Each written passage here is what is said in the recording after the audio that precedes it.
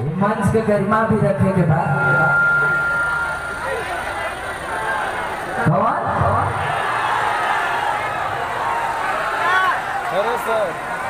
Fresher facial सब चलेगा। चला आओ।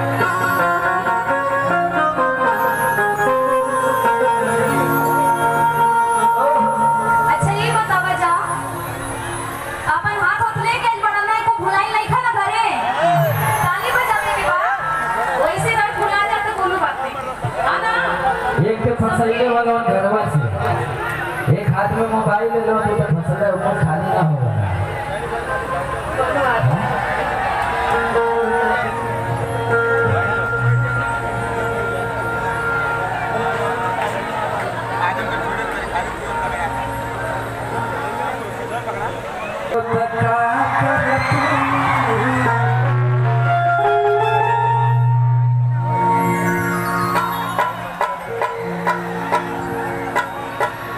कोनो गाँव के लड़का से कोनो शहर वाले लड़की से बियाह हो गया कैसे।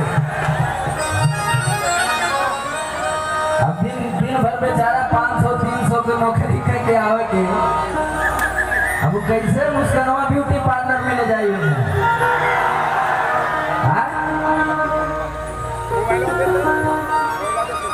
चला के चलू कटनी उठनी हुई कि ना हुई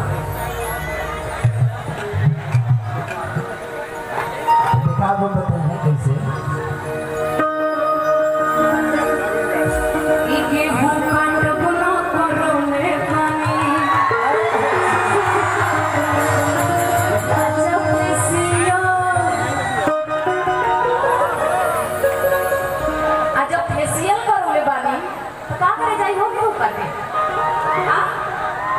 नहीं चल जा अरे नहीं का जाई तू बतिया पड़ाई सा इतना महंगा का मसाज अच्छा कट नहीं करे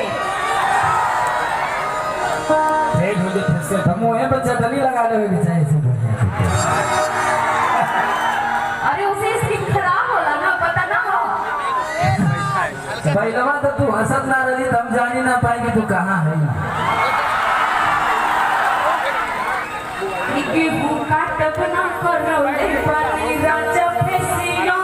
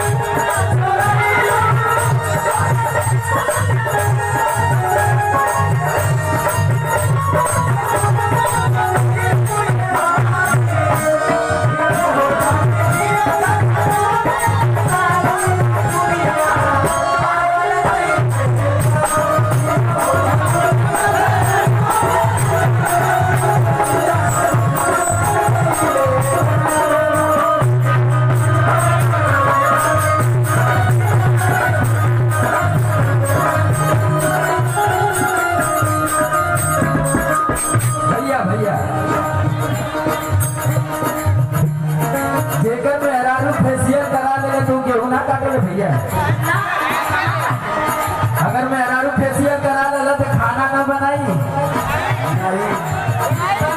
लेकिन अब केहू पानी मांगे उनसे तो कहे तुम्हारा अथवा टूटा ना अब इतना इनकर फेशियल की हो गई कि अब ना करती है गेहूँ